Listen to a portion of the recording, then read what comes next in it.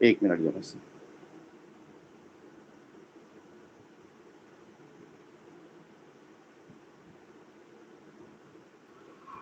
شروع کرنے سے پہلے ایک بار ریکارڈنگ کا دیکھ لینا.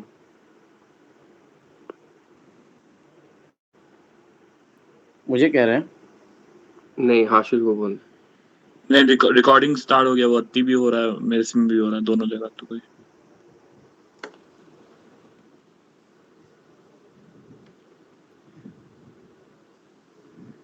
انشاءاللہ سٹارٹ. جی. میں اس کو بڑا نہیں کر پا رہا ہوں اپنے اس کو، پتہ تو ایسا کیا ہو گیا ہے.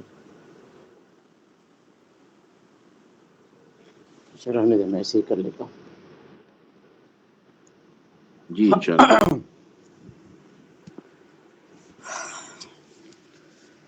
نحمده ونصلي على رسوله الكريم، اما بعد، فقد قال الله تعالى في القرآن المجيد: اعوذ بالله من الشيطان الرجيم، بسم الله الرحمن الرحيم. لتجدن اشد الناس عداوة للذين آمنوا اليهود والذين اشركوا، ولتجدن اقربهم مودة للذين آمنوا الذين قالوا إنا نصارى، ذلك بأن منهم قسيسين ورهبانا وأنهم لا يستكبرون. صدق اللہ العظیم. اللہ تعالیٰ کا بہت فضل و کرم ہے کہ ایک بار اس نے پھر ہم لوگوں کو جمع ہونے کی توفیق عطا فرمائی اپنے دین کی نسبت پر. جیسا کہ آپ حضرات نے عنوان دیکھا ہے، مظلوم کا دفاع اور اس کے طریقے. اس عنوان کو ہم لوگوں نے اپنے مشفق و مکرم اور اپنے مخدوم و مربی حضرت فضیلت الشیخ ڈاکٹر یعقوب صاحب حفظہ اللہ کی خدمت میں پیش کیا تھا، اور انہوں نے اسے پسند فرمایا، اور انہی کے مشورے سے پھر اس عنوان کو منتخب کیا گیا ہے.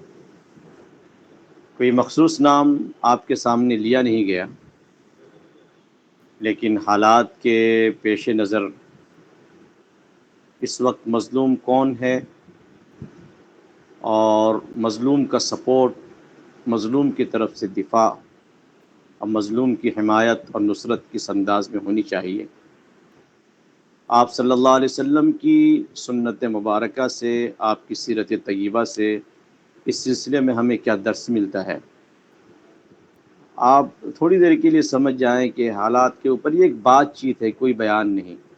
ایک نارملی انداز میں اگر ہم دو چار آدمی کسی مجلس میں بیٹھے ہوں اور بڑا ہی دردناک ماحول بنا ہوا ہو، دنیا کا منظرنامہ اس بات کی اجازت نہ دیتا ہو کہ اس محفل کے اندر کوئی ہنسی مذاق اور گفتگو کا کوئی موقع رکھا جائے، تو آپ سمجھ سکتے ہیں کہ جب لوگوں کے دل ٹوٹے ہوں تو شکستہ دل انسان گفتگو کس طرح کر سکتا ہے، کیا گفتگو کرے گا اور کیا انداز اپنائے گا. بس ایک درد ہے، ایک الجھن ہے، اور حالات کی وجہ سے سچ پوچھیے تو دل بہت ہی زیادہ ٹوٹا ہوا ہے. بس اپنی کچھ گفتگو، یعنی اظہار خیال اور آپ حضرات کی بھی تائید چاہیے. تو جو کچھ میں کہنے جا رہا ہوں بالکل عام فہم سی باتیں ہوں گی، لیکن اس طرف متوجہ ہونے کی ضرورت ہے. سب سے پہلی چیز، بنیادی طور پر یہ بات آپ یاد رکھیں کہ ہمیشہ اہل ایمان کو اس بات کا حکم دیا گیا ہے کہ مظلوم کی تائید کریں، مظلوم کی مدد کریں. یہ بھی نہ دیکھا جائے کہ مظلوم کون ہے، مسلمان یا کافر. یہ وہ انسانیت ہے جو اسلام کے علاوہ آپ کو کہیں اور نظر نہیں آئے گا. انبیاء کرام علیہ الصلاۃ والسلام جس عدل، مساوات اور انصاف کی تعلیم دیتے ہیں، آسمانی تعلیمات سے جو چیز ہمیں سیکھنے کو ملتی ہے، خاص طور پر یہ عدل و انصاف، ہر ایک کے ساتھ عدل و انصاف، یہ چیز بہت اہمیت کے حامل ہے، اور آسمانی مذہب کے ماننے والوں کے سوا آپ کو یہ چیز کہیں نہیں ملے گی. اور یہ بات تو طے ہے کہ اس وقت اسلام کے علاوہ کوئی اور مذہب نہیں جو یہ دعویٰ کر سکے کہ یہ آسمانی مذہب ہے، یہ محفوظ ہمارے پاس ہے، یا اللہ کی طرف سے دیا ہوا قانون ہے۔ آپ کو یہ جان کر حیرانی ہوگی کہ اللہ تعالیٰ نے انبیاء کا جو سلسلہ جاری فرمایا ہے، کہ اس دنیا میں جو انہوں نے خلافت کو قائم کیا ہے، حکومت الہیہ قائم کی ہے، اس کا مقصد کیا ہے؟ ایک آیت میں آپ کے سامنے پیش کرتا ہوں۔ یہ آیت سورہ حدید کی ہے، پارہ نمبر 27 کی۔ لقد ارسلنا رسلنا بالبینات، ہم نے انبیاء کو واضح دلیلوں کے ساتھ بھیجا ہے۔ وَأَنزَلْنَا مَعَهُمُ الْكِتَابَ وَالْمِيزَانَ لِيَقُومَ النَّاسُ بِالْقِسْطِ، ہم نے ان کے ساتھ کتاب اتاری، ترازو بھی دیا تاکہ لوگ انصاف قائم کریں۔ یعنی انبیاء کی بعثت کا مقصد اس آیت کی روشنی میں کیا ہے؟ دنیا میں انصاف قائم کرنا۔ لہذا سب سے بڑا انصاف کیا ہوگا؟ کہ جو مظلوم ہے اس کو مظلوم سمجھ کر اس کی حمایت اور نصرت کی جائے، یہ بھی نہ دیکھا جائے کہ وہ مسلمان ہے یا کافر۔ بس تھوڑی سی توجہ دلا کر میں آگے بڑھتا ہوں۔ تاتاریوں کا جنگ ہماری تاریخ کا بہت اہم حصہ ہے۔ جب مسلمانوں کی بدحالی کو بیان کرنا ہو، مسلمانوں کی بددینی اور بددینی کے نتیجے میں ملنے والی سزا، تو ہمارے خطبہ حضرات کی زبان پر، ہمارے مقررین کی زبان پر سب سے پہلے تاتاریوں کا واقعہ آتا ہے۔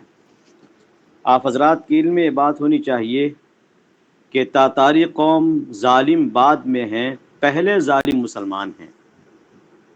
جو لوگ اس واقعے کو جانتے ہیں وہ اچھی طرح سمجھتے ہیں کہ ظلم کی ابتدا مسلمانوں کی طرف سے ہوئی تھی۔ اب مسلمان ایسے ظالم بن گئے تھے کہ چنگیز خان نے جب رحم کی بھیک مانگی، انصاف کی بھیک مانگی، تو مسلمان بادشاہ نے اسے ٹھکرایا اور چنگیز کے قاصد کو قتل کروا دیا۔ چنگیز خان نے دوسری بار اپنے قاصد کو بھیجا، خوارزم شاہ، اس نے دوبارہ قتل کروا دیا۔ تب یہ پہاڑوں پہ نکلے، وادیوں میں نکلے، آواز لگائی، مسلمانوں کے خدا، آپ کا اگر کوئی وجود ہے، ہم تو آپ کو نہیں مانتے، لیکن آپ کا اگر کوئی وجود ہے تو آپ دیکھ نہیں رہے کہ آپ کے لاڈلے مسلمان ہمارے ساتھ کیا کر رہے ہیں؟ غیبی آواز آئی، تم آگے بڑھو، ہم تمہارے ساتھ ہیں۔ اس کے بعد تاتاریوں نے مسلمانوں کے ساتھ کیا کیا ہے اس کو یہاں دہرانے کی ضرورت نہیں۔ تو اللہ رب العزت نے تاتاریوں کی مدد کر کے یہ بتا دیا ہے کہ ہمیشہ اللہ کی نصرت مظلوموں کے ساتھ ہوتی ہے۔ اہل ایمان کو بھی چاہیے کہ مظلوم کا سپورٹ کریں۔ حالیہ واقعہ جو اس وقت ہمارے سامنے چل رہا ہے اور جن حالات سے فلسطین کے مسلمان دوچار ہیں، ان کا سابقہ جس قوم سے پڑا ہے، جس کو ہم یہودی کہتے ہیں۔ میں شہر کلکتہ میں بیٹھا ہوں، بعض احباب کی طرف سے یہ بات میرے کانوں میں آئی کہ آیا فلسطین والوں کو کیا ضرورت تھی قدم آگے بڑھانے کی؟ جب اپنے پاس ایسی طاقت نہیں تھی، مقابلے کی قوت نہیں تھی، تو ضرورت کیا تھی کہ وہ ایسا قدم اٹھاتے جس کے نتیجے میں ہزاروں بچے، عورتیں اور یہ سب جو ہے شہید ہو گئے، اور آج بھی شہادت کا سلسلہ جاری ہے۔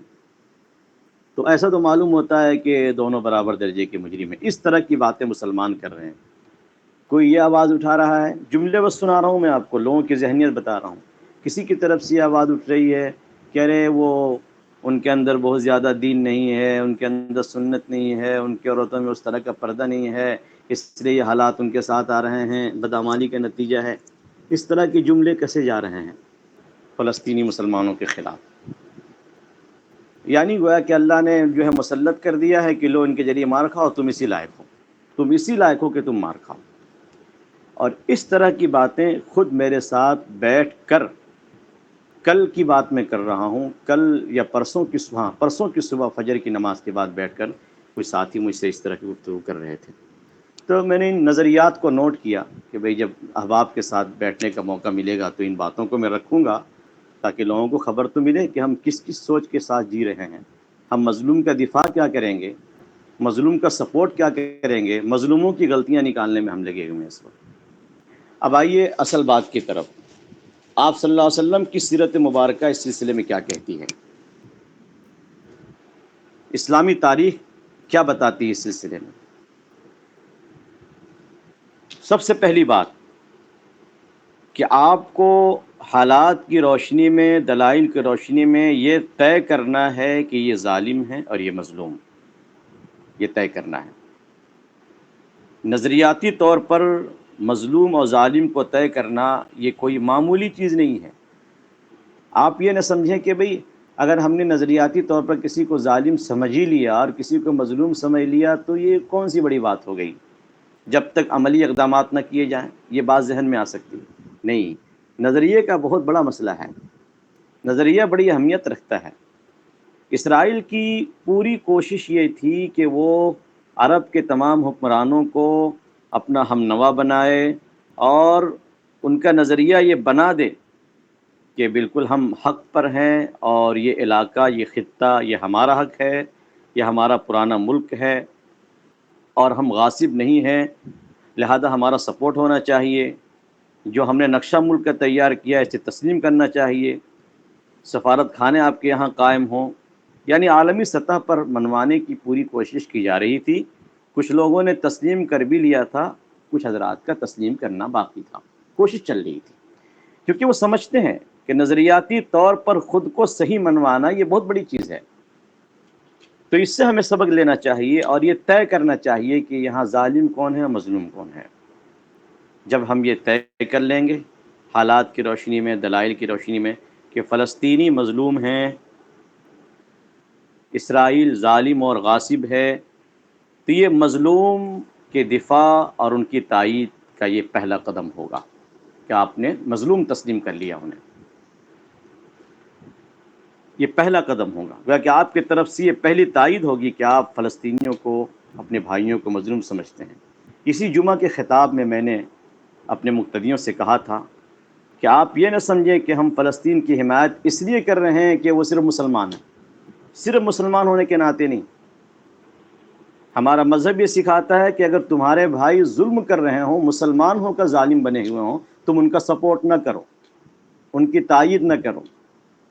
اللہ کے رسول کی حدیث ہے، من قاتل علی عصبیۃ فلیس منا، او کما قال صلی اللہ علیہ وسلم، جس نے قتال کیا، جہاد کیا لیکن تعصب کی بنیاد پر کیا، اللہ کے دین کی بلندی مقصود نہ تھی، اپنی قوم کا ساتھ دینا اور دفاع کرنا مقصد تھا، کیا فرمایا آپ نے؟ فلیس منا، اس کا ہم سے کوئی تعلق نہیں۔ تو نظریاتی طور پر ہم فلسطینیوں کو مظلوم مانتے ہیں، اس بنا پر ان کا سپورٹ کرتے ہیں، مظلوم ہیں اس لیے، صرف اس بنیاد پر نہیں کہ وہ مسلمان ہیں اس لیے ہم ان کا سپورٹ کر رہے ہیں۔ اس سے دنیا کے تمام قوموں کو ایک طرح سے ہم نے اپنا یہ پیغام دے دیا کہ جو عدل و مساوات ہمارے اندر ہے وہ تم میں سے کسی کے اندر نہیں ہے، بلکہ ہم تو اس کے برعکس یہ دیکھتے ہیں، دنیا کی تمام قوموں کو ہم نے دیکھا کہ قومیت کی بنیاد پر وہ سپورٹ کرتے ہیں، ان کی قوم ظالم بھی ہو تو ان کی تائید کرتے ہیں، ان کی نصرت کرتے ہیں، حمایت کرتے ہیں، جہاں تک ہو سکتا ہے ان کا سپورٹ کرتے ہیں۔ یہ چیز ہمارے اندر نہیں۔ نظریاتی طور پر جب آپ نے مظلوم تسلیم کر لیا تو اب کیا ذمہ داری بنتی ہے؟ سب سے پہلی ذمہ داری یہ ہے کہ آپ دعاؤں کے ذریعے ان کو یاد رکھیں۔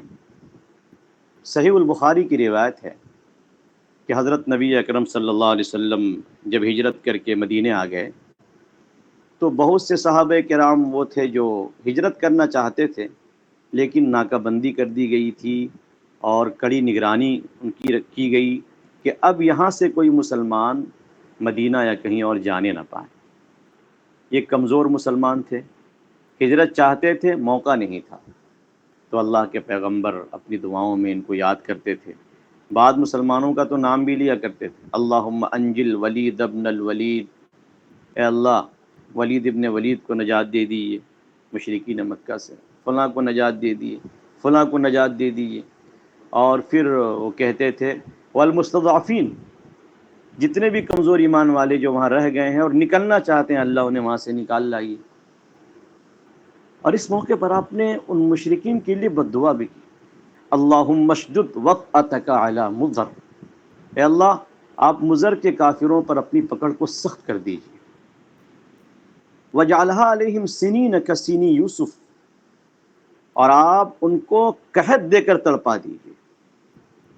میں ایسے موقع پر سننے والوں کو متوجہ کرتا ہوں کہ نبی رحمت جو عین جنگ کی حالت میں بھی، جنگ ہو رہی ہو اور آپ زخمی ہوں، صحابہ شہید ہوں،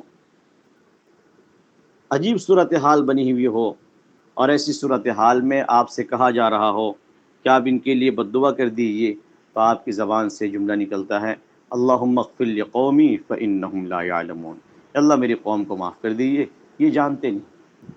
اگر یہ مجھے پہچان لیتے تو آج یہ صورتحال جو بنی ہوئی ہے وہ صورت نہ بنتی۔ میرے مقابلے پر آنا اور پھر اس طرح تکلیف پہنچانا، یہ سب اس لیے ہے کہ یہ پہچان نہیں رہے، یہ حقیقت کو جان نہیں رہے۔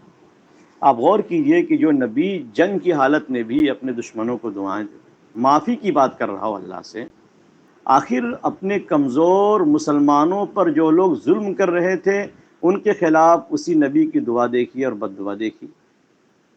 کیسی بد دعا کی ہے؟ اے اللہ اپنی پکڑ کو قحط کی شکل میں اتاریے، جس طرح یوسف علیہ السلام کے زمانے میں 7 سال قحط کے آئے تھے، اس طرح قحط اتار دیجیے، ان کو بھوک سے تڑپا دیجیے۔ معلوم ہوتا ہے کہ باضابطہ کسی قوم کا نام لے کر بد دعا کرنا، اس کی حکومت کی ہلاکت کی بد دعا کرنا، یہ کوئی جذباتی بات نہیں ہے، یہ کوئی جنونی بات نہیں ہے، یہ آپ صلی اللہ علیہ وسلم کی سنت مبارکہ ہے۔ آپ نبی رحمت ہیں تو پہلے ایمان والوں کے لیے رحمت ہے، آپ کی ایسی بھی کیا رحمت جو ایمان والوں کے لیے زحمت بن جائے، پھر تو انگلی اٹھ جائے گی آپ کے رحمت اللہ عالمین ہونے کے اوپر۔ اور یاد رکھیے، رحمت کا مطلب صرف ہر وقت نرمی نہیں ہوتی۔ دنیا کے باقی لوگوں کے لیے رحمت کی شکل یہ ہوتی ہے کہ جو فسادی لوگ ہیں ان کے ختم ہونے کی بد دعا کی جائے، وہ ختم ہوں گے، دنیا میں امن آ جائے گا۔ آپ ڈاکٹر کے سامنے اگر دعائی دیں گے کہ بھئی ہمیں تکلیف ہوگی، آپریشن نہ کریں ہمارا، آپ جی نہیں۔ رحم کا مطلب یہ نہیں ہے کہ جو اعضاء آپ کے سڑ گئے اس کو ڈاکٹر اسی حال میں چھوڑ دے، بڑا نقصان ہوگا، پھر یہ بیماری پھیلے گی، زہر پورے بدن میں پھیلے گا اور پھر پتہ چلا کہ موت ہو گئی۔ ڈاکٹر کے رحم و کرم کے اندر یہ بات داخل ہے کہ وہ گلے سڑے اعضاء کو کاٹ کر پھینک دے۔ اب دنیا کے سارے عقل مند اس کو تسلیم کرتے ہیں کہ یہ اس کے رحم کا اور اس کے علاج کا حصہ ہے۔ تو اللہ رب العزت کا بھی ایک نظام ہے کہ اللہ تعالیٰ ایسے لوگوں کو، مفسدین کو، فسادیوں کو اللہ تعالیٰ ختم کر دیتا ہے تاکہ دنیا میں امن و امان برقرار رہے۔ اللہ کے پیغمبر وہی دعا مانگ رہے ہیں۔ اس وقت ہمیں بھی چاہیے کہ اپنی نمازوں میں خاص طور پر ہم فلسطینیوں کو یاد رکھیں، اور یہاں تو ہمارے ہندوستان کے اندر باضابطہ قنوت نازلہ بھی شروع ہو گیا ہے، اور مفتی تقی عثمانی صاحب مدظل العالی نے یہ بھی حکم دیا ہے کہ خواتین جو باضابطہ جماعت سے نماز نہیں پڑھتی انہیں بھی چاہیے کہ اپنے گھروں میں وہ اس دعا کا اہتمام کریں، قنوت نازلہ کا یوں بھی پڑھ لیا کریں۔ کوئی ضروری نہیں کہ وہ نماز کے اندر ہی ہو۔ آپ صلی اللہ علیہ وسلم کا معمول جمعہ کے خطبے میں بھی تھا کہ آپ جمعہ کے خطبے میں کبھی قنوت نازلہ آپ پڑھ لیا کرتے تھے۔ تو ایک چیز کا تو یہ خیال رکھیں گے کہ دعاؤں کا ہم کثرت سے اہتمام کریں گے، اور یہ وقت کا تقاضا ہے، اور آپ 5 وقتہ نماز کی طرح اس کو وقت کا فریضہ سمجھیں۔ کل قیامت کے دن اللہ کے یہاں پوچھ ہوگی کہ آپ نے ہندوستان یا پاکستان یا دنیا کی دوسرے خطے میں بیٹھ کر ان مظلوموں کے لیے کیا کیا تھا۔ یہ دعائیں آپ پیش کر سکیں گے کہ ہم نے ان کے لیے دعائیں کی تھی۔ دوسری چیز،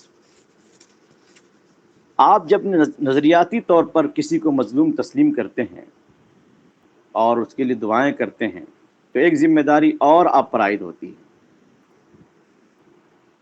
کہ آپ دور بیٹھے ہوئے اپنے مظلوم بھائیوں کی حمایت میں ظالم کو کتنا نقصان، کس طرح نقصان پہنچا سکتے ہیں، آپ اس کے بارے میں سوچیں۔ آپ صلی اللہ علیہ وسلم مدینے میں ہیں، آپ کو خبر دی جاتی ہے کہ مشرکین مکہ نے بہت بڑی تیاری کی ہے۔ بہت غور سے اس واقعے کو سنیں۔ ہر گھر سے چندہ ہوا ہے، ابو سفیان اسی چندے کو لے کر تجارت کی نیت سے ملک شام گئے ہیں، اور آپس میں یہ بات طے پائی ہے کہ اس تجارت سے جو بھی نفع ہوگا وہ اسلام اور مسلمانوں کے خلاف جنگ میں استعمال ہوگا۔ پونجی واپس کر دی جائے گی، نفع جنگ میں استعمال ہوگا۔ آپ صلی اللہ علیہ وسلم کو یہ خبر دی گئی۔ آپ نے صحابہ کی ایک چھوٹی سی جماعت کو لے کر حکم دیا کہ چلو بھائی، ابو سفیان کے قافلے کو پکڑنا ہے، کیونکہ ارادے اس کے اچھے نہیں ہیں۔ آپ نے علماء سے سنا ہوگا کہ ابو سفیان کو جب اس کی خبر ملی تو انہوں نے پیغام بھیجا مکے میں کہ بھئی دیکھو محمد اپنے ساتھیوں کے ساتھ پکڑنا چاہتے ہیں ہمیں بچاؤ۔ تو ابو جہل بالکل جوش میں آ کر غصے میں کہ اتنی ہمت مسلمانوں کی ہو گئی ہے، اور اس نے قریباً 1000 کا فوج ہتھیار سے لیس بالکل تیار کر لیا، اور وہ چلا۔ ابو سفیان چالاک آدمی تھے، سرداران مکہ میں سے تھے، راستہ بدل کر وہ اپنے آپ کو بچا لے گئے، قافلہ ان کا بچ گیا۔ انہوں نے ابو جہل کو پیغام بھیجا کہ بھئی میں محفوظ ہوں، قافلہ محفوظ ہے، تم لوگ ایسا کرو کہ واپس ہو جاؤ۔ لیکن ابو جہل نے کہا نہیں، ہمیں واپس نہیں ہونا ہے، ہم تو مدینے کے قریب جائیں گے اور اپنی طاقت کی دھاک بٹھائیں گے، شراب پیئیں گے، رقاصاؤں کو نچوائیں گے، مسلمانوں کو آئندہ ہمت ہی نہ ہو کہ ہم سے مقابلے کی سوچیں۔ پھر آگے جو ہوا وہ آپ جانتے ہیں کہ باضابطہ مقابلے کی نوبت آ گئی اور کفر کی کمر توڑ دی گئی۔ میں اصل اس بات کی طرف توجہ دلانا چاہتا ہوں کہ اللہ کے پیغمبر کو یہ خبر پہنچائی گئی باضابطہ کہ ان کی یہ تیاری ہے، لہذا آپ قدم آگے بڑھائیں اور اس قافلے کو روکیں۔ دنیا دارالاسباب ہے، آپ نے سبب کے درجے میں ایک چھوٹی سی جماعت بنا کر قدم بڑھایا تھا تاکہ قافلے کو روکا جائے، لیکن اللہ نے کچھ اور طے کر رکھا تھا، کفر کی کمر توڑنی تھی، اس لیے حالات وہ بنے۔ اب یہاں اللہ کے پیغمبر یہ نہیں کہہ سکتے تھے کہ بھئی میں تو امام الانبیاء ہوں اور میں تو مستجاب الدعوات ہوں، میری دعا تو رد نہیں ہو سکتی، لہذا میں مدینے سے بیٹھے بیٹھے دعا کر دوں گا بس کہ ابو سفیان قافلے کو کچھ ہو جائے، یا ہے کہ اللہ تعالیٰ ان کی پلاننگ کو نیست و نابود کر دے، ختم کر دے، اور وہ بالکل کچھ بھی نہ کر سکیں۔ آپ نے یہاں پر محض دعاؤں سے کام نہیں چلایا، بلکہ اپنی امت کو قیامت تک کے لیے تعلیم دے دیا کہ جتنا اپنے بس میں ہو سکے اسباب کے درجے میں کرنا چاہیے، اور نظر اللہ کی ذات پہ ہونی چاہیے۔ اس کو کہتے ہیں اسباب کو اپنائیے، اور مسبب الاسباب، جس نے اسباب پیدا کیے ہیں نظر اس کے اوپر ہو۔ آپ کی پوری سیرت طیبہ اسی بات کی تعلیم دیتی ہے، ورنہ غزوہ خندق میں خندق کھودنے کی ضرورت کیا تھی؟ بدر کے میدان میں مقابلے پر آنے کی ضرورت کیا تھی؟ میں ان لوگوں کو متوجہ کرنا چاہتا ہوں جو ہر موقع پر جہاں کچھ کر سکتے ہوں مگر وہاں بھی کہتے ہیں صرف دعا، صرف دعا، صرف دعا۔ بھئی دعا کی اہمیت کا کون مسلمان ہے جو انکار کر سکتا ہے؟ دعا ہی تو وہ ہتھیار ہے کہ عین جنگ کی حالت میں بھی دعا کام آتی ہے۔ میدان سج گیا ہے، بدر کا میدان، اللہ کے پیغمبر دعاؤں میں مشغول ہیں کہ اللہ یہ مٹھی بھر جماعت اگر آج ہلاک ہو گئی، کل قیامت تک کوئی تیری بات کرنے والا نہ ہوگا۔ دعا ہو رہی ہے، دعاؤں کا انکار کوئی نہیں کر سکتا ہے، لیکن اللہ تعالیٰ کو بھی غیرت آتی ہے، اس بات کو یاد رکھیے گا۔ باطل جب سارے اسباب کے ساتھ باطل کو فروغ دینے کے لیے محنت کرتا ہے تو اللہ تعالیٰ چاہتے ہیں کہ اہل ایمان بھی اسباب کے ساتھ دنیا میں آئیں، اور ضرورت پڑے تو اپنی جان دیں، ضرورت پڑے تو مال دیں، وقت نکالیں، اپنی نسلوں کو لگائیں، اور جو بھی چیز استعمال کی جا سکتی ہو دین کے ترقی کے لیے، حق کی بلندی کے لیے استعمال کریں۔ مقابلہ ایسا تو نہیں ہوتا نا کہ باطل پورے ساز و سامان کے ساتھ ہو اور ہم بالکل مقابلے میں کچھ بھی نہ آئیں، ہم مقابلے میں یہ کہہ دیں کہ بس اللہ میں آپ سے دعا کر رہا ہوں، کام آپ کر دیجیے، میں اس سے آگے نہیں کچھ کر سکتا۔ اللہ تعالیٰ کو غیرت آتی ہے۔ ہاں اللہ فرماتے تم نکلو مقابلے میں، نہتھے ہی نکل جاؤ، کچھ نہیں ہے یوں ہی نکل جاؤ، اس کے بعد دیکھو میری مدد کیسی آتی ہے۔ اس لیے اسباب کے درجے میں ہمیں دور رہ کر بھی یہ کام کرنا ہے کہ ہمارے بڑوں کی طرف سے جو تحریک چلائی گئی ہے اسرائیلی مصنوعات کا بائیکاٹ کرنا، یا ہم بائیکاٹ کرتے ہیں اس کو فرض سمجھیں، اس کو ہلکے میں نہ لیں، اور یہ بائیکاٹ ایسا ہو جو مسلسل ہو، 1 مہینے کا بائیکاٹ نہ ہو۔ مجھے یاد پڑتا ہے کہ سن 2013 میں غالباً 13 یا 14 اس طرح کچھ تھا، اور اسرائیل کے حملے فلسطین پر بہت تیز ہو گئے تھے، تو اسی شہر کلکتہ میں کارنر میٹنگیں بہت ساری ہوئی تھی، اور کئی جگہ پر قریباً 10 جگہ پر میرا بیان اس موضوع پر ہوا تھا لوگوں میں۔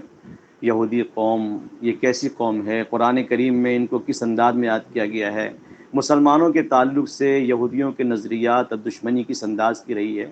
یہ ساری باتیں ابھی بھی انشاءاللہ بحث کے آگے گفتگو جاری رہے گی تو کچھ باتیں آ جائیں گی، 3 چیزوں پر ہم گفتگو کرتے تھے، اور اسرائیلی مصنوعات کا بائیکاٹ بھی کیا گیا، لیکن وہ سلسلہ دیر تک نہیں رہا. لوگوں نے مہینہ 2 مہینہ، بہت زیادہ تو سال 2 سال عمل کیا، اور پھر بات جہاں تھی وہیں پہنچ گئی. یہ جو آپ منظر دیکھ رہے ہیں اس وقت مقابلے کا، میں آپ کے ذہن میں یہ بات ڈال دوں، یہ وہ تیسری عالمی جنگ کا آغاز میں اپنے نظریے کے مطابق سمجھ رہا ہوں. شاید یہ سلسلہ نہ رکے، اللہ نہ کرے کہ ایسا ہو، لیکن ایسا لگتا ہے کہ سلسلہ شاید یہ آگے جائے. ہو سکتا ہے کہ اسرائیل کے سپورٹ میں جو لوگ کھڑے ہیں ان کی تعداد میں اور بھی اضافہ ہو جائے. فلسطینیوں کے سپورٹ میں جو لوگ آ رہے ہیں، اللہ تعالیٰ مسلمان حکمرانوں کو اس کی توفیق دے. بہت ممکن ہے کہ کچھ مسلم ممالک بھی آئیں اور یہ جنگ ایک دوسری شکل، ایک دوسرا رخ لے لے. ایسا محسوس ہوتا ہے کہ سیدنا حضرت مہدی رضی اللہ تعالیٰ عنہ، جن کے آمد کی خبر دی گئی ہے، اور جو نقشہ حدیث پاک میں بتایا گیا ہے دنیا کا، کہ ان کے آنے سے جس وقت وہ آئیں گے اس وقت دنیا کا نقشہ یہ ہوگا، اس کے کچھ آثار نظر آ رہے ہیں. میں دبے لفظوں میں آپ سے کہہ رہا ہوں، اس کے آثار کچھ نظر آ رہے ہیں. باقی بڑے زیادہ بہتر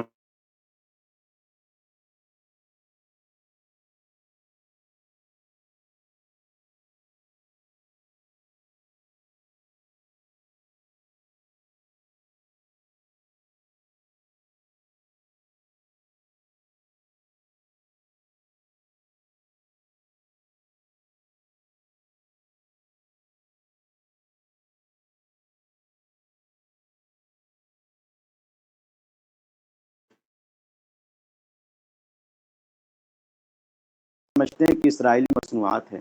کیا مسلمانوں کو اللہ نے پیسے نہیں دیے ہیں؟ کیا مسلمان واقعی غریب ہیں؟ ایسا نہیں ہے. اللہ تعالیٰ نے مسلمانوں کو بھی بہت پیسے دیے، بہت دولت سے نوازا ہے. اگر مالداروں کا طبقہ اپنے بڑوں کی رہنمائی میں یہ طے کر لے کہ اس چیز کا ہم بائیکاٹ کریں گے، اور اس کے بدلے میں یہ چیز ہم خود ایجاد کر سکتے ہیں. اللہ نے ہمیں اتنی دولت دی ہے، اتنی صلاحیت دی ہے. اگر چھوٹی چھوٹی چیزیں جو ہماری خواتین استعمال کرتی ہیں، جو ہمارے بچوں کے استعمال میں آتے ہیں، کم از کم ان چیزوں سے اگر مسلم مالدار حضرات اپنا کام شروع کریں اپنے بڑوں کی نگرانی میں، تو میں سمجھتا ہوں کہ اللہ کی طرف سے بڑی رہنمائی ملے گی، اور وقت اور تقاضے کے لحاظ سے یہ دین کا بہت بڑا کام ہوگا، بہت بڑا کام ہوگا. اس لیے کہ آپ نے بھی سن لیا کہ اللہ کے پیغمبر نے باضابطہ وہ جماعت تیار ہی کی تھی تاکہ ان کے تجارتی قافلے کو پکڑا جائے، ان کے سامان کو ضبط کیا جائے، اور وہ دولت یہ مسلمانوں کے خلاف استعمال نہ کرنے پائیں. تو اللہ ہمیں اس بات کی توفیق دے، اور اس کا ہم خاص خیال رکھیں، اپنی خواتین کو بھی سمجھائیں.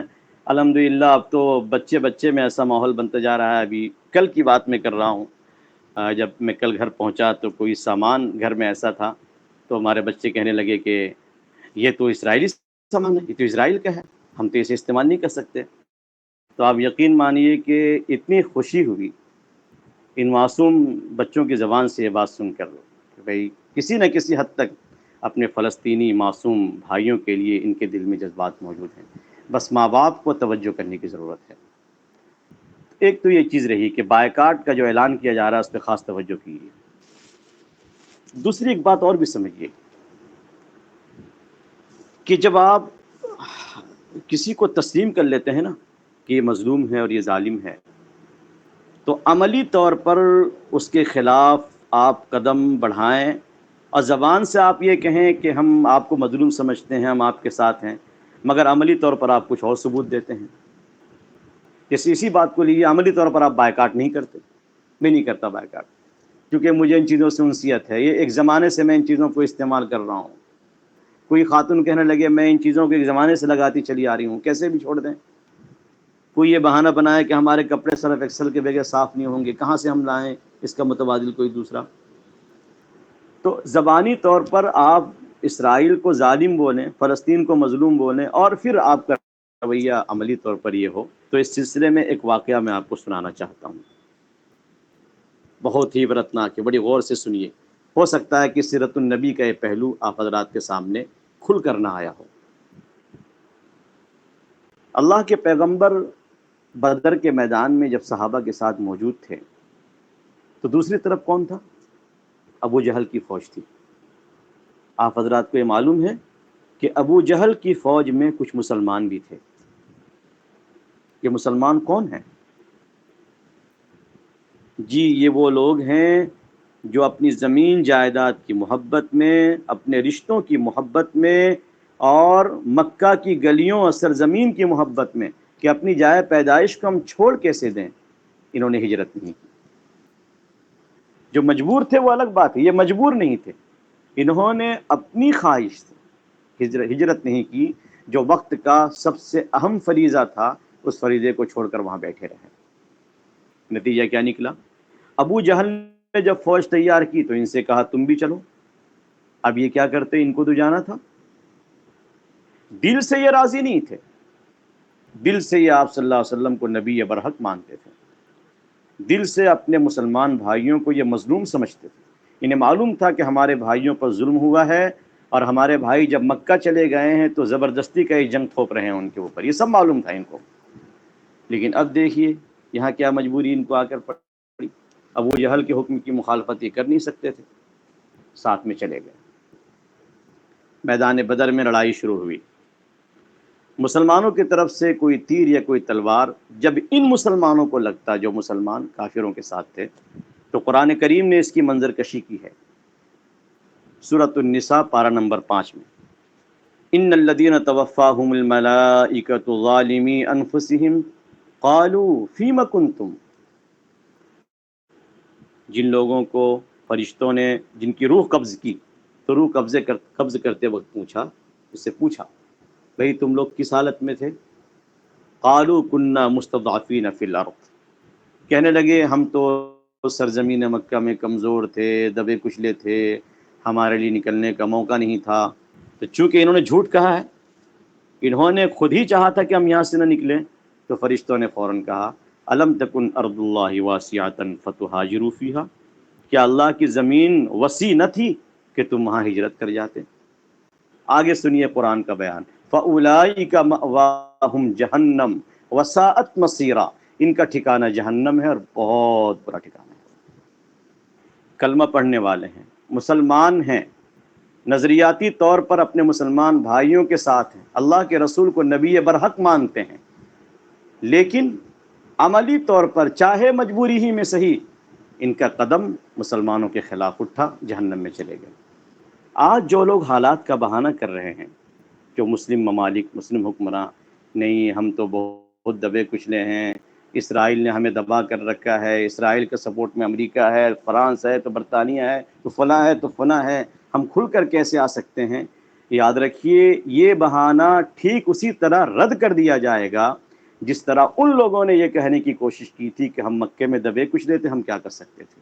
فرشتوں نے ان کو مجرم بنا کر ان کو مجرمانہ موت ان کی ہوئی ہے، اور جہنم کے بارے میں اللہ نے فیصلہ کر دیا کہ جہنمی ہیں، ان کے تعلق سے فیصلہ کر دیا گیا۔ اس لیے ہر فرد کو انفرادی طور پر، ہر تنظیم کو انتظامی اجتماعی طور پر، ہر مسلم ممالک کو اس سلسلے میں غور کرنا چاہیے، ہر حکومت کو کہ اپنی حکومت اور ان چیزوں کا خیال ذرا کم کریں۔ اور دیکھیں جو لوگ اس نظریے کے ہیں کہ ہم کیا کر سکتے ہیں، ہم تو دبے کچلے ہیں، تو میں ان کی توجہ دلانا چاہتا ہوں اس غزوے کی طرف، اس مقابلے کی طرف۔ صحیح البخاری کی روایت ہے، اللہ کے پیغمبر فرماتے ہیں ان قریب یہ نصارہ، یہ عیسائی 80 جھنڈوں تلے تمہارے پاس مقابلے کے لیے آئیں گے، اور ہر جھنڈے کے نیچے 12,000 کی تعداد، جب آپ شمار کریں گے تو 9,60,000 کی یہ فوج ہے۔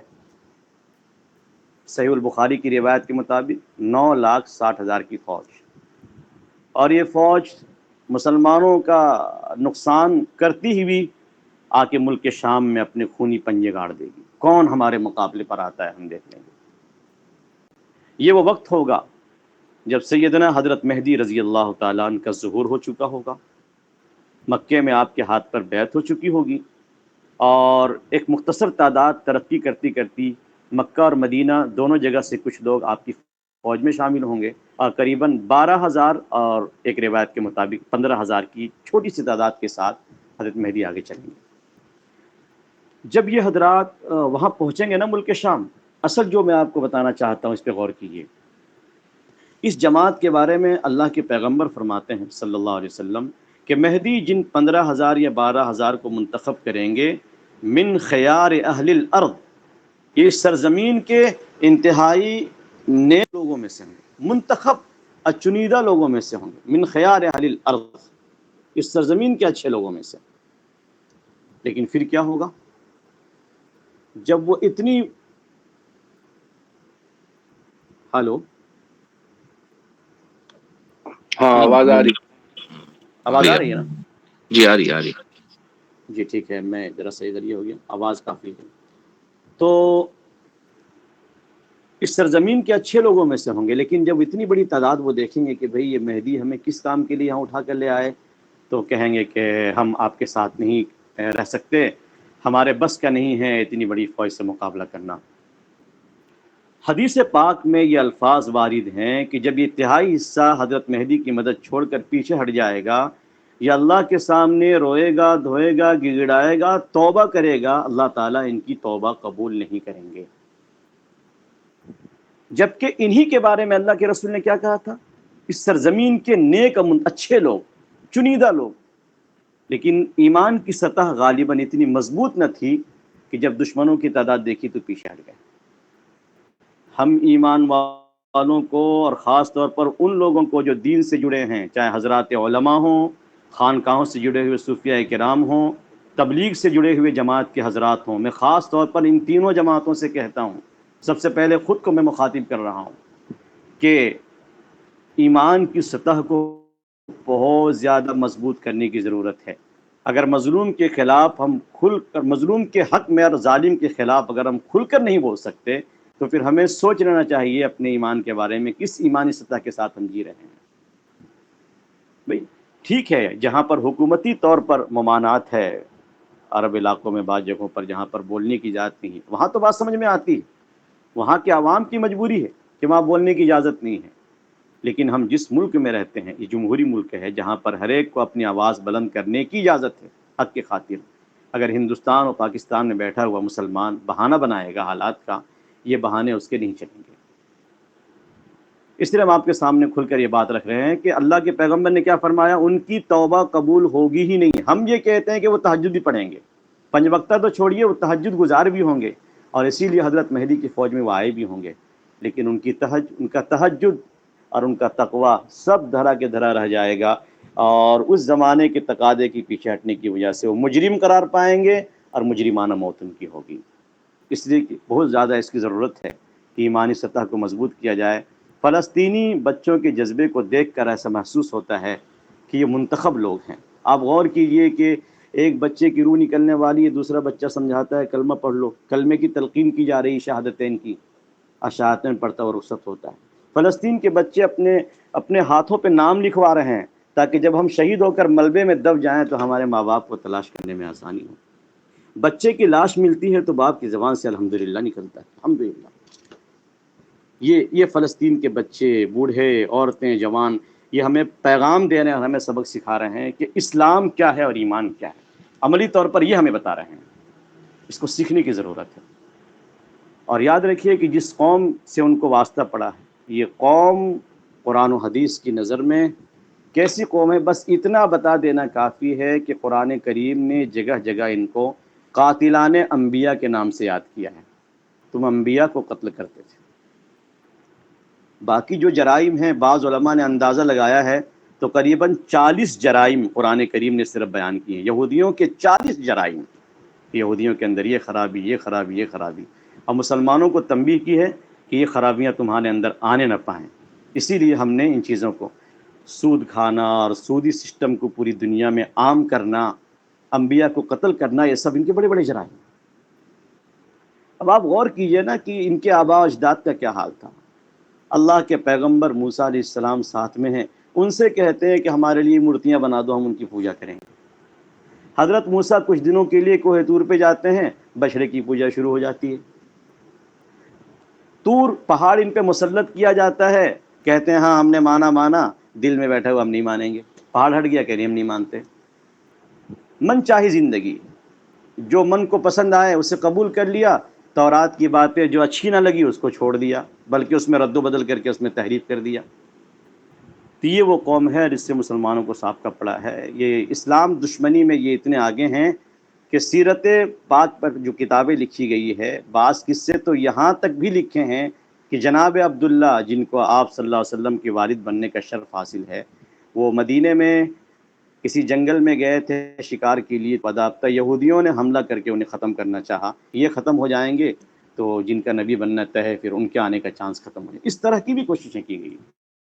خود آپ نے قصے سن رکھے ہیں کہ جب آپ کو بچپن میں سفر کرایا جا رہا تھا تو آپ کی چچا سے کیا بولا گیا؟ بچے کو ہی سے واپس کرو، یہ اس قوم کا نبی بننے والا ہے، اور یہودی اگر ملک شام میں پائیں گے تو بچے کو قتل کر دیں گے.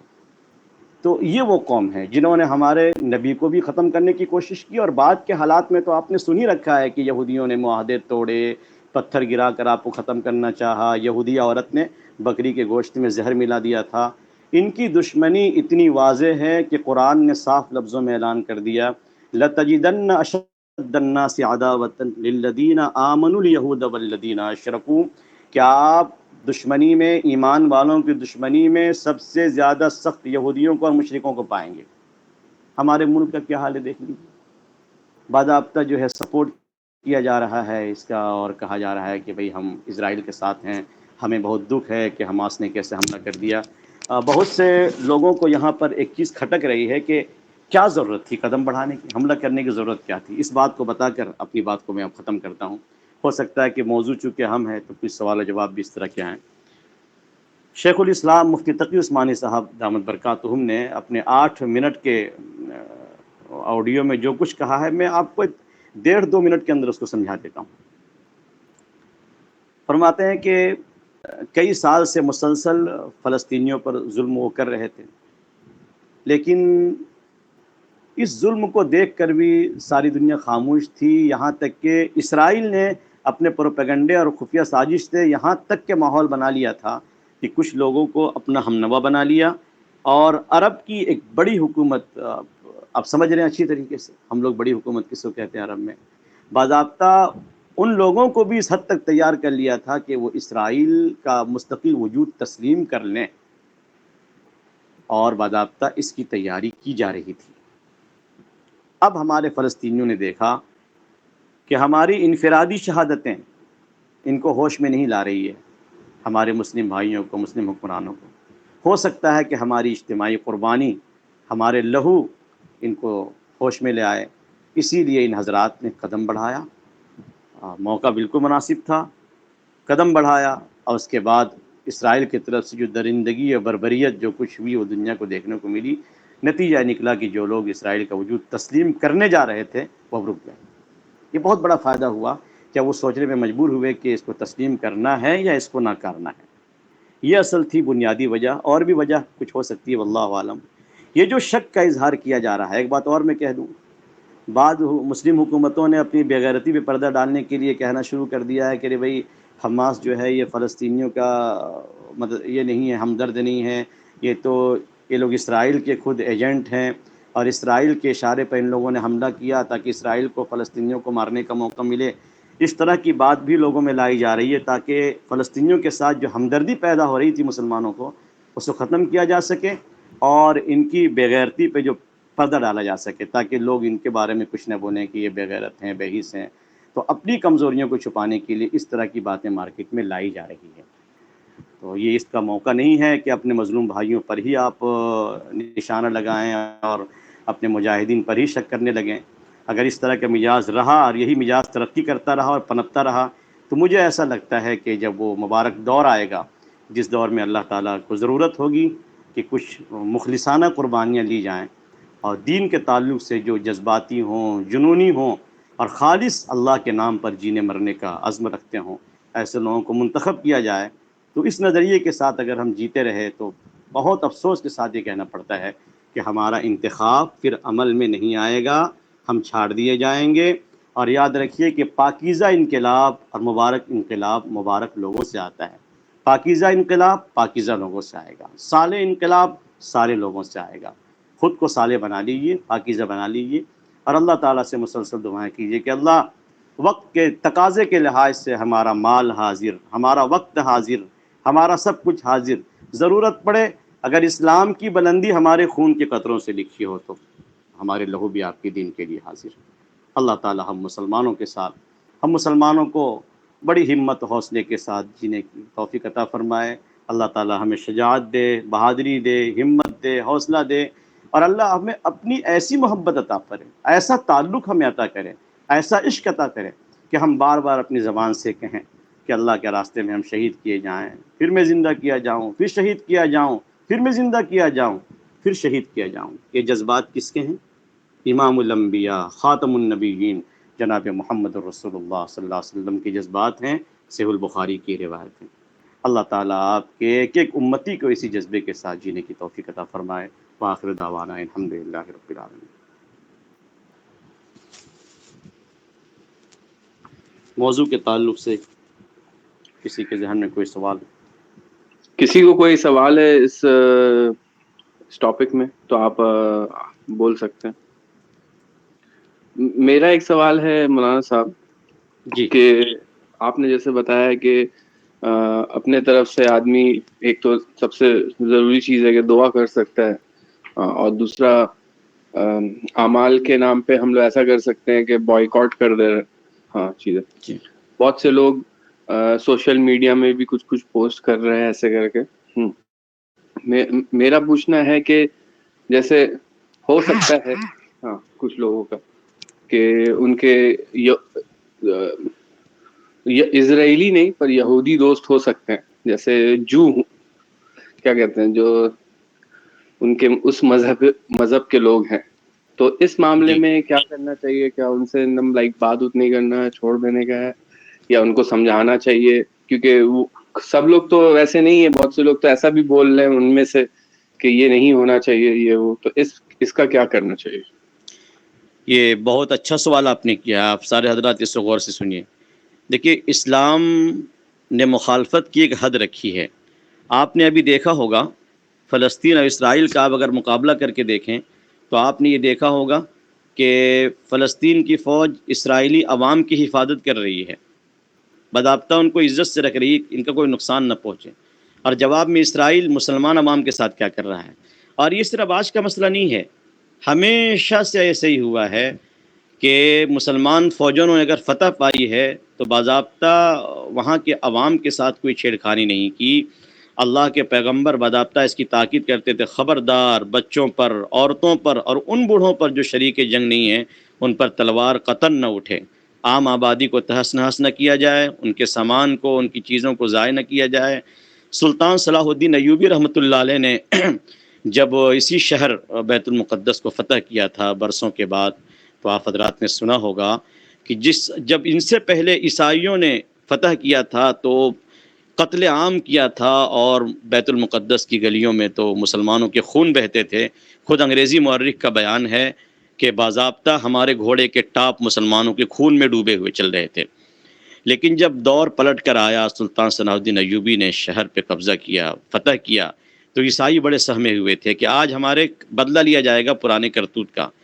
لیکن غضب بالکل فتح مکہ کی مثال پیش کی۔ ایک غلام اپنے آقا کی سنت پر کیسے عمل کرتا ہے، کوئی سلطان صلاح الدین ایوبی کو پڑھے، انہوں نے فتح مکہ کی یاد تازہ کر دی، اور ایسی رحم دلی کی مثال پیش کی ہے عیسائیوں کے ساتھ کہ عیسائی بعد میں ڈرامے بنانے پر مجبور ہو گئے۔ اپنے ڈراموں میں سلطان صلاح الدین ایوبی کے رحم دلی اور اخلاق کو دکھاتے تھے۔ تو الحمدللہ آپ نے جو سوال کیا ہے آپ کو جواب سمجھ میں آ گیا ہوگا کہ جن یہودیوں سے ہمارے ٹکراؤ نہیں ہے، جو ہمارے دوست ہیں، ہم ان کے ساتھ سمجھنے سمجھانے کا ہی پہلو اپنائیں گے۔ ہم ان سے اپنا سپورٹ مانگیں، تم کیا کہتے ہو، تم تو فلسطینیوں کے ساتھ ہونا، ان سے ہم اپنی تائید لیں گے۔ جب نظریاتی طور پر وہ ہمارے ساتھ ہیں اور وہ کہہ رہے ہیں کہ جو کچھ اسرائیل سے ہو رہا ہے وہ غلط ہو رہا ہے، تو لہذا ہم ان کے ساتھ بالکل بھی نہیں الجھیں گے، بلکہ ہم اس کو بہتر سمجھیں گے کہ جس وقت ان کے قوم کی کچھ افراد غلط راستے پہ چل رہے ہیں، اس وقت الحمدللہ اسی قوم کے بعد افراد ہماری تائید کرتے ہیں۔ یہ اللہ تعالیٰ کی نصرت کی ایک شکل ہے، تو ان کے ساتھ سمجھنے سمجھانے کا اس سے جاری رکھا جائے گا، مخالفت نہیں کی جائے گی، ان کا بائیکاٹ نہیں کیا جائے گا۔ ٹھیک ہے، جزاک اللہ۔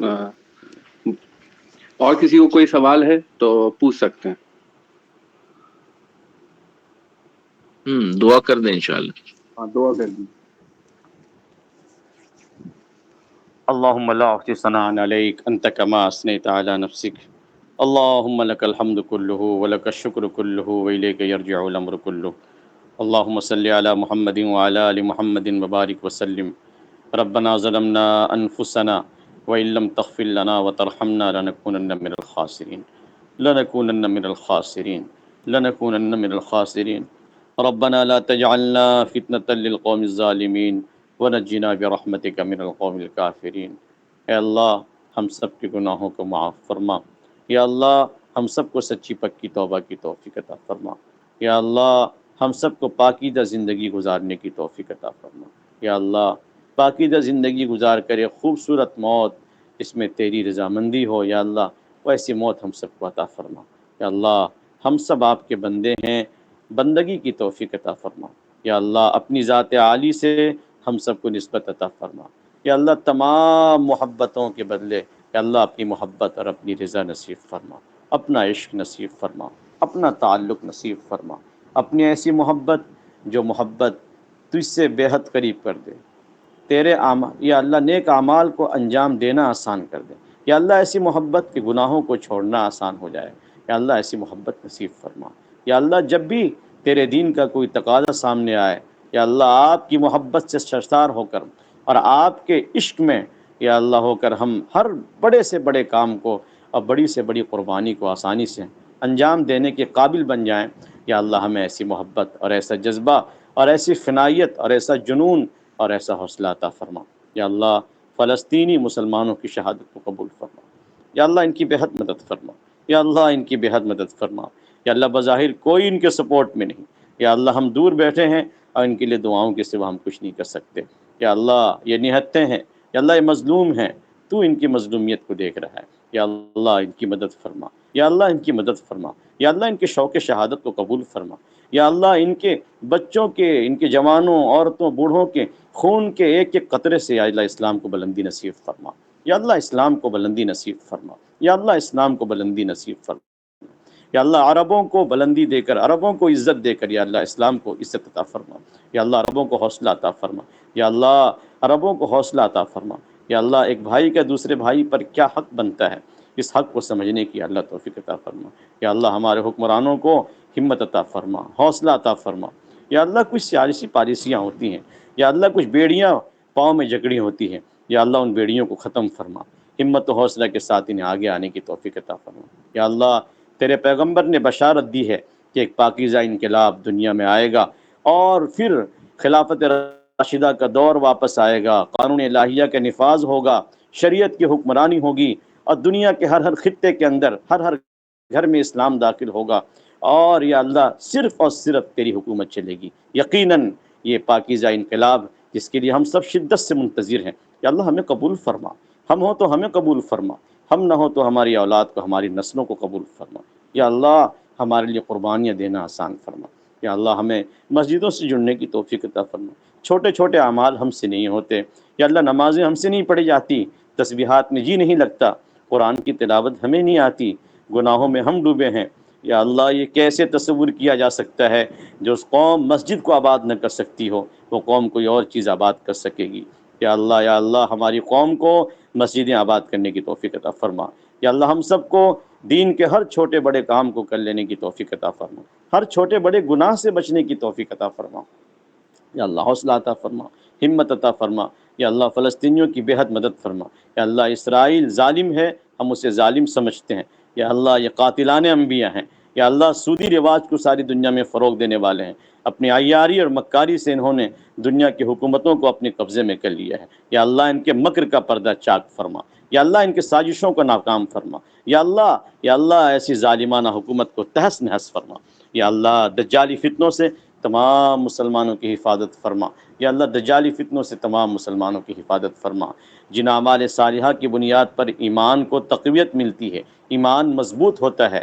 اور آپ کی محبت دلوں میں سماتی ہے، ان اعمال صالحہ کو کرنے کی توفیق عطا فرما، یا اللہ خوب ہم اپنی زبان سے آپ کی بڑائی، آپ کی تسبیح کریں، یا اللہ تسبیح و تحمید و تقدیس و تکبیر کی ہم سب کے اللہ خوب توفیق عطا فرما، راتوں میں اٹھ کر تہجد پڑھنے کی توفیق عطا فرما، یا اللہ ہم کتنے بے توفیق ہیں، رات کے آخری پہر میں تو آواز لگاتا ہے کوئی مجھ سے مانگنے والا کہ میں اسے عطا کروں، ہے کوئی دعا قبول کرنے والا کہ میں اس کی دعا قبول کروں، ہے کوئی مغفرت چاہنے والا کہ میں اسے معاف کروں، تو کتنی محبت سے آواز لگاتا ہے اور ہم نرم بستروں پہ ہم سو رہے ہوتے ہیں، یا اللہ توفیق عطا فرما کر یا اللہ ہمیں تہجد میں اٹھنا مقدر فرما، یا اللہ ہمیں تہجد میں اٹھنے کی توفیق عطا فرما۔ اب کیا بچ گیا ہے؟ حالات سنگین سے سنگین تر ہیں، اور تیری مدد کے سوا کوئی دنیاوی سب ہمارے پاس موجود نہیں ہے۔ یا اللہ یا اللہ یا اللہ ہمیں تہجد کی پابندی کی توفیق عطا فرما، اور مسلمان تنظیموں کی طرف سے مسلمان قوم کی طرف سے اپنے فلسطینی بھائیوں کے لیے جو ٹوٹی پھوٹی محنت اور کوشش کی جا رہی ہے، یا اللہ اسے قبول فرما۔ یا اللہ ہمارے شہر کلکتہ سے جمعرات کے دن جو احتجاجی مظاہرہ ہونا ہے، جس میں ہم سب شامل ہیں، یا اللہ پرامن طریقے سے اپنی بات کو حکومت تک پہنچانے کی توفیق عطا فرما۔ یا اللہ ہماری اس کوشش کو بے حد قبول فرما، بے حد قبول فرما، یا اللہ بے حد قبول فرما۔ اور یا اللہ مرحومین کی مغفرت فرما، اور جو حضرات اس مجمع میں موجود ہیں انہی کے خاندان سے ابھی کسی قریبی شخص کا یا اللہ انتقال ہوا ہے، یا اللہ ان کی مغفرت فرما، یا اللہ ان کی مغفرت فرما۔ سب کے دلوں میں غم ہے، تو گواہ ہے کہ اس انتقال کے باوجود حضرات نے اپنے پروگرام کو نہیں چھوڑا۔ انسان کمزور ہے اور اپنے قریبی کی جانب سے مایوس ہوتا ہے، لیکن اس کے باوجود آپ کی محبت نے اور آپ کے دین کے تعلق نے انہیں اس پروگرام سے نہیں روکا۔ یا اللہ ان کی اس ثبات قدمی کو، ان کے صبر کو ذریعہ بنا کر ان کی مغفرت فرما۔ ان کی زندگی میں ہوئے کسی بھی عمل کو قبول فرما کر یا اللہ ان کی مغفرت فرما۔ یا اللہ بغیر کسی بہانے کے ان کی مغفرت فرما۔ یا اللہ ان کے گناہوں کو معاف فرما، ان کے درجات کو بلند فرما۔ یا اللہ ہم سب کو اپنی آخرت کی تیاری کی توفیق عطا فرما۔ ربنا تقبل منا انک انت السمیع العلیم وتب علینا انک انت التواب الرحیم، وصلی اللہ تعالی علی خیر خلقہ محمد وعلی آلہ واصحابہ اجمعین برحمتک یا ارحم الراحمین۔